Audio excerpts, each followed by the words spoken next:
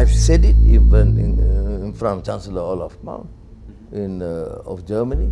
I said this hypocrisy cannot be tolerated. The hypocrisy of the West, of the superpowers. China has said that if peaceful reunification doesn't work, they reserve the right to use force. If it comes to that, would you condemn that? I always take it as Malaysia as an example. If one province decides to break away, do we use force? I think I will protect the sanctity and unity of the nation. So you would use force? Yes. Because otherwise, to be fragmented, what are you suggesting? The international order is breaking down, but as the old system falters, the question is no longer just who is losing influence, it is who will shape what comes next. Few leaders have been more outspoken on that question than Malaysian Prime Minister Anwar Ibrahim. He's accused the West of abandoning the very international laws it once claimed to defend, describing Gaza as a festering wound on the conscience of the world, and warning that power has replaced principle in global affairs. But unlike those calling simply for a transfer of power from west to east, Anwar argues for something different, an independent foreign policy, one that refuses to choose between Washington and Beijing while remaining unequivocal on questions of justice. That balancing act is becoming harder by the day. I speak to world leaders and leading strategic thinkers about the ideas that could shape tomorrow's international system. Today, I ask Prime Minister Anwar Ibrahim whether the existing order can still be repaired or whether the world needs an entirely new one.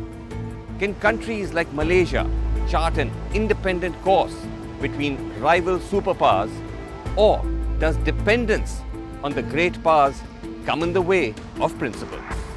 Prime Minister Anwar Ibrahim, thank you so much indeed for talking to us.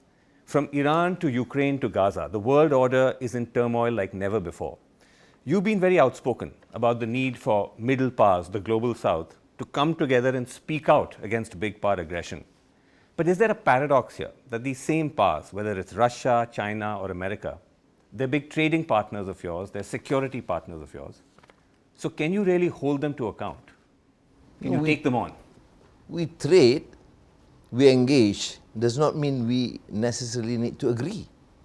I mean, we take them as friendly neighbors, and I think for a country like Malaysia, it's a trading nation, so we do trade. But it does not stop us from expressing our views as an independent nation against the excesses, against gross injustices. Yes. You've been very strong in condemning the genocide in Gaza, the bombings in Iran. Because why we fail to hear rational voices, because there's too much hypocrisy and fear. And I would say that we should be ashamed that countries having the mandate their own people and not able to express freely and boldly issues that is close to their hearts. But you know, there have been very strong condemnations, but in terms of accountability, there's a sense that you have the condemnations, you have the strong statements, and then it's business as usual. Last year, you hosted Donald Trump. He'd come down here for a summit to Kuala Lumpur. This was, I think, the second year of the US's backing of the Gaza genocide, something you've been very strongly critical of. It was an opportunity for tough talk, but you actually ended up praising Trump quite lavishly. You said you admire his tenacity, his courage. You said the world needs leaders who promote peace. Yes, because I was encouraging him to do precisely that. And the private engagement was clear. I mean, he listened. I had 40 minutes in the Beast with him. And in the Beast is his car. Yes, yes. We did have frank exchanges on South China Sea. He's concerned about our relations with China, on Gaza, and my meeting with Hamas leaders were all expressed. Okay. So I think we went ahead, frank, honest discussion, and whether he took note or not, but I did my duty. I had to express to him. What was Trump's response, though, when you said that you opposed the US backing of the Gaza genocide? What did he say? Well, he, Trump in private conversation was exceedingly polite. He listened quite well. Whether he agrees or not, I mean, that's certainly beyond me. I mean, I understand Malaysia is a small country. you don't have a strong army, but I think what we did was at least express on behalf. I represent the conscience of Malaysians and I believe most reasonable people in the world. So that you said was in a private conversation, but I'm talking of public accountability. Now, of course, we understand that America is an important trade partner and Trump is prone to flattery. That all world leaders have understood by now.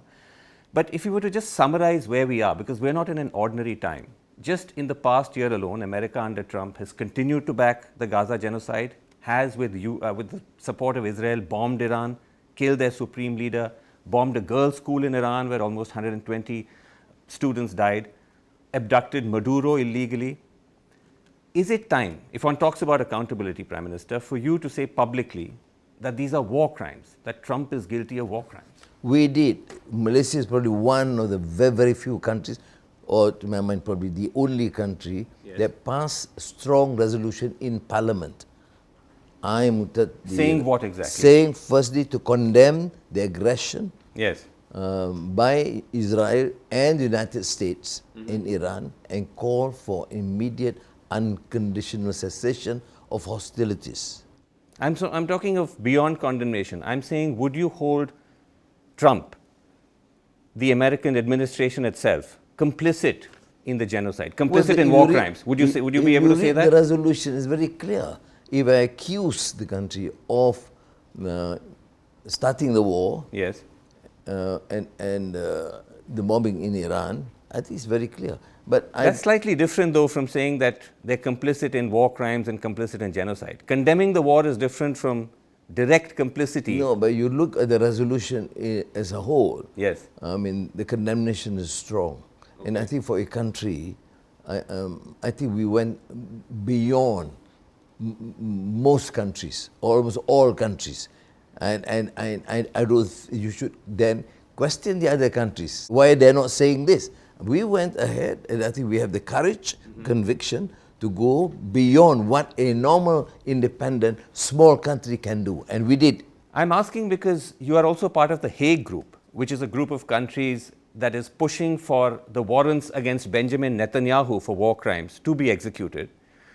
Would you demand similar warrants against Trump, or even Biden, because he was also one of those who enabled genocide? Would you ask for similar warrants there too? For now, I think we proceed at that, and I think we will proceed what we think is tactically, strategically possible for now. Okay. But what is more important is to condemn the atrocities.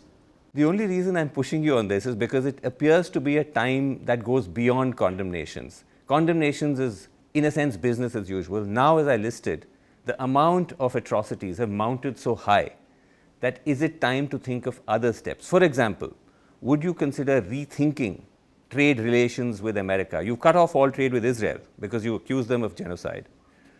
Would you consider, either individually or as a group of like-minded nations, rethinking trade equations? I don't think sincerely is a fair question at all, because this question should be raised to the richer countries.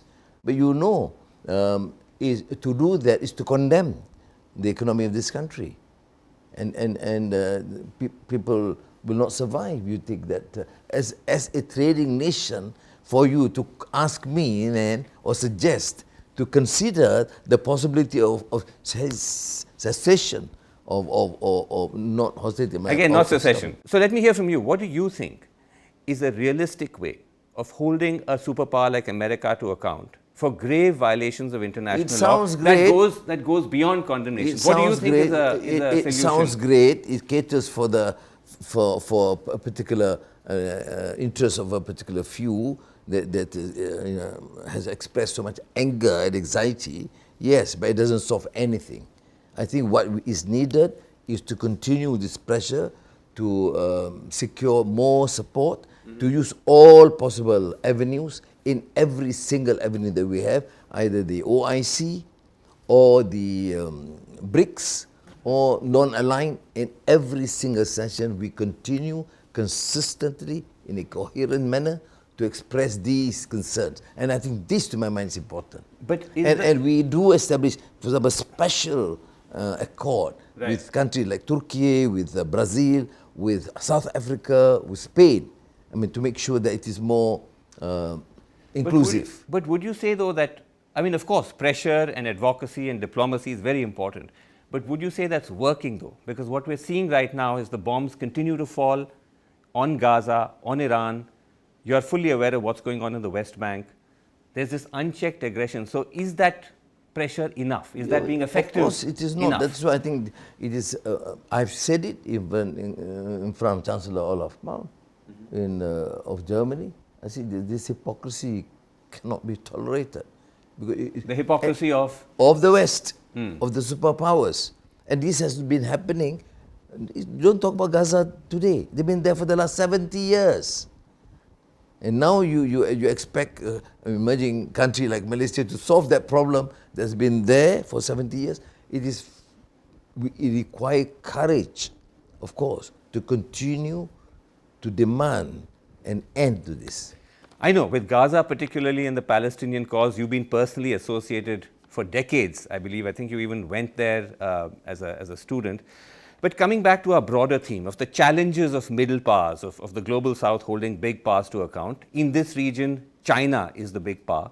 But it appears to have divided Southeast Asian countries because each of you have individual deep trade ties with China. So you have a situation, sir, where some of your neighbors are saying they're fighting rising Chinese territorial aggression. But you say the Chinese threat is Western phobia. It's not a serious threat. Well, it is Western phobia because if you talk to the West, the only issue they raise is South China Sea and they perceived Chinese aggression. I say from my experience, not only Malaysia but also in ASEAN, the engagement continues. In fact, we have called for the inclusion of the Code of Conduct, which was not initially agreed upon, but now the Chinese have considered. But you say Western phobia. Your own foreign ministry described Chinese aggression as a serious threat to Malaysia's sovereignty after China sent fighter jets over your waters in 2021. Yes, that's all that we say. That's what happened. But that doesn't sound like Western phobia. That sounds no that's Western your own phobia government.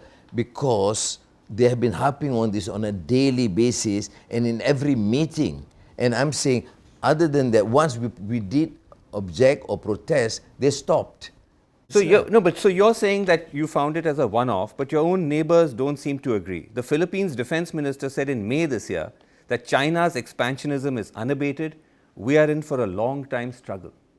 Well, I agree in the sense that Philippines is an exception because they continue to have issues, but they raise, and always there is an engagement. This is not, you're not talking about Gaza or Ukraine. This is continued negotiations and engagement between these countries. The Philippines, because the claims, it's more contentious, the area in question. And we have always called consistently for negotiations to take place. But it doesn't happen as is promoted by the Western media. I hope not Al Jazeera, but No, I'm only citing your own. I'm not. These are not Western but it's out of sources. context. These are your own neighbors. No, we have problems with all our neighbors. We have with Thailand. Why is it not an issue? We have problems, contentious claims with Singapore, with Brunei, with a maritime country. Of course, you're right. All neighbors have differences. The difference with China is that China is the only one that literally claims all of the South China Sea as part of its territory. But they're negotiating. I know, but I'm saying it's that claim which sets it up as a basis for a lot of But there's no aggression thus far. Why is it then, sir, that it's not just the Philippines, it's Vietnam, it's Japan, Yes, it's yes. even Australia, it's India in another geography. Even Malaysia, we do have issues. We engage. My point is no aggression, is no show of force or military or perceived attacks. So once a note was sent, they took off the seat, as long as it's not a withdrawal of their claim. Okay. So why do you make it as if it is a real aggressive and contentious and... No, I'm not making it. I'm just citing your own foreign ministry. Yeah, but can I ask you this? That some would argue that Prime Minister Ibrahim is being somewhat soft on China because they're your largest trading partner. I'm soft with all my neighbors, with China, with the United States. What do you do with Gaza? But at the same time, you do express views either privately or publicly, on these issues. Like the South China Sea, we expressed. We were very... So trade is not a factor. It's not because of the high volume of trade between you and China No, we that have you high downplay volume the of- Chinese threat. We have high volume, highest with the United States. Number 1 is United States, number 2 is Germany, number 3 is China. Would you say, though, coming back to my point about ASEAN, the idea of a group of small middle powers acting as a counterweight to China, that you see these divisions, you have a different view, your neighbors have Why a different view. counterweight Would you against say, China? let me finish the question. Why not counterweight against America or India? I'm asking only about the region at the moment. Would you say in that regard that ASEAN has been a failure? It's not been able to act as a successful counterweight. It's not ideal. It has secured peace. It has not reached serious war. There was some skirmishes between Thailand and Cambodia being contained. It is an exception in any sub-regional groupings. Right. And it continues to function, and the engagement has been vibrant. I mean, a year, I presided with ASEAN last year, hundreds of meetings, ministers, heads of governments, officers, and we work together in every single field. Okay. Let me ask you in the context of Chinese aggression, of David Goliath, about Taiwan. Much of the world recognizes Taiwan as part of China, so do you. But you're seen as someone who stands up for democracy, for people's aspirations. Does the will of the Taiwanese people not count? Because poll after poll shows they overwhelmingly do not want to be ruled by Beijing. That's antecedent of history. If you accept Taiwan to be part of China, Yes. you can express your views for or against, but it is a part of China, and the Chinese have to decide. Why this hypocrisy and contradiction? I see Taiwan as part of China, period. We may disagree, there are some excesses, yes, express your view. But it must be in that context, it is one China, it's accepted by all. You don't see the complexity there with Taiwan. You're someone who's very, very much a committed Democrat. Yes. When you see a population there, a small island of people who do not want, largely at least, to be governed by an authoritarian state, they prefer their democratic setup. Don't you feel somewhere, officially you might say that they're part of China, but don't you feel as a leader, as a Democrat, some empathy for that No, sentiment? of course. And I do express empathy in many other issues. Since you're not asking it, I mean, so many other areas, empathy. There are, issues, religious issues, regional issues, tribal issues in all these countries, even in Malaysia. Do you have views, conscience? Yeah, of course. But what you are suggesting is a way, a complicity or even condoning an attempt to break up a legitimate independent country. And I don't accept that. The only reason why these things crop up is because of antecedent history of a colonial past. And I am not in any way condoning colonialism. no, it's not just a colonial framework, is it, Prime Minister? Because the Chinese themselves talk of reunification. If they are indeed one entity, then you wouldn't need to reunify. But if, as the Chinese have said... Because that the if- Seventh Fleet, my dear. Okay. That's why they talk about reunification. Okay, you're bringing in the American angle. But China has said that if peaceful reunification doesn't work, they reserve the right to use force. If it comes to that, would you condemn that? I always take it as a Malaysia as an example. If one province decide to break away, do we use force? I think I will protect the sanctity and unity of the nation. So you would use force? Yes. Because otherwise, to be fragmented, what are you suggesting? I mean, to me, it's, I'm not suggesting anything. I'm just asking questions, which is my job as a journalist. yeah. There are, as you know, there have been movements for independence. But to me, when it comes to China, it's always this, I should say, not ambivalence. Ambivalence is a light word. Okay. But it's hypocrisy. Because you don't talk about, many countries in Europe breaking up, or within the United States, or within Africa, or even within other regions. But All you of that focus only on China. Okay, let me come back to the original question about middle powers acting as a check against big powers. Is there a lesson from the Iran war on how a smaller power, this is a country that has been sanctioned for decades, globally isolated, has been able to successfully hold off a major superpower? Are there lessons there, you think? Yeah, I mean, the grit and determination and discipline and resilience, that's innumerable, of course. Although you ask me, then my choice would be to engage with my neighbors. You think that Iran doesn't do a good enough job of that? Well, it is again, historical circumstances a bit different. And again, because the US has been too involved.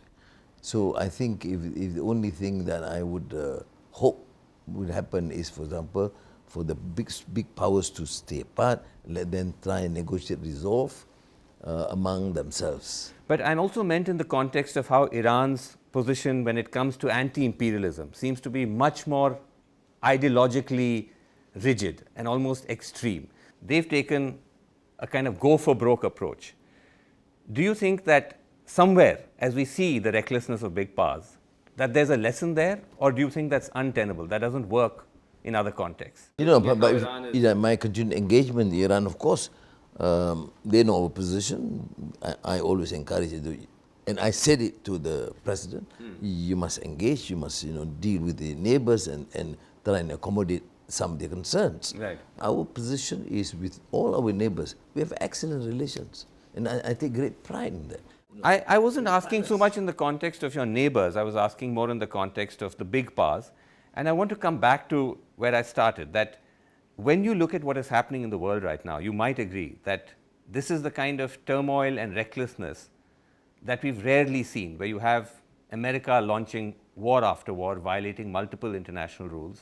The Russian war is in its fourth year. You've condemned that as well. We've not even talked about that. There is Chinese expansionism. You may agree, disagree. There appears to be almost no check in this, that the order, the checks and balances, whether it's the United Nations or the ability of middle and smaller powers to keep big power aggression in check, seems to be going off the rails. Do you agree with that? And how then do you restore or reset the world order?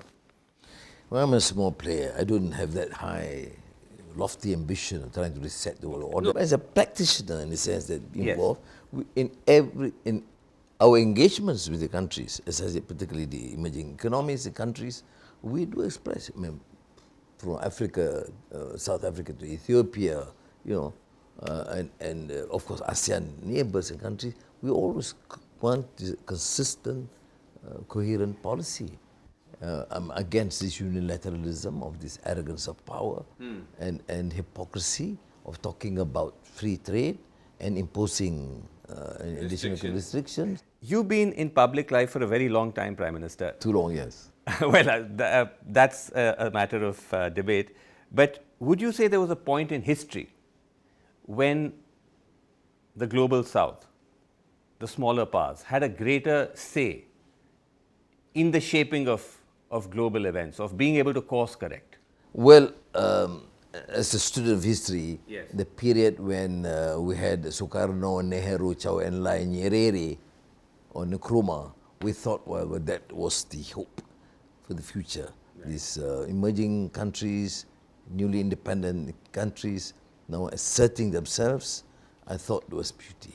Then it faded somehow, swallowed by the big powers, and then now emerging into a new form, although it's still struggling, trying to navigate the BRICS. BRICS is one formation, but you think that era that you described, the post-colonial era where you had these big leaders, the era of the Bandung Conference, non-aligned movement, you think that's not possible now? Well, to have a version of that? When I said that was quite a remarkable feat in the history, recent post-colonial history, a serious attempt, and I should commend them for their vision. We're struggling to get some sort of an understanding there. And more countries are coming up, and I mentioned a few countries just now, yes, that share the same aspirations. I think we should continue. Overall, though, do you see the arc of global events now? Do you think we're heading into dark times, or are you optimistic? I'm not too pessimistic, but I think if we can get these emerging economies, countries, to work together, many things we can resolve. Prime Minister, thank you so much indeed Thank for you, talking thank to us. you. Thanks very much. Oh. Thank you. Tough session, very good, good.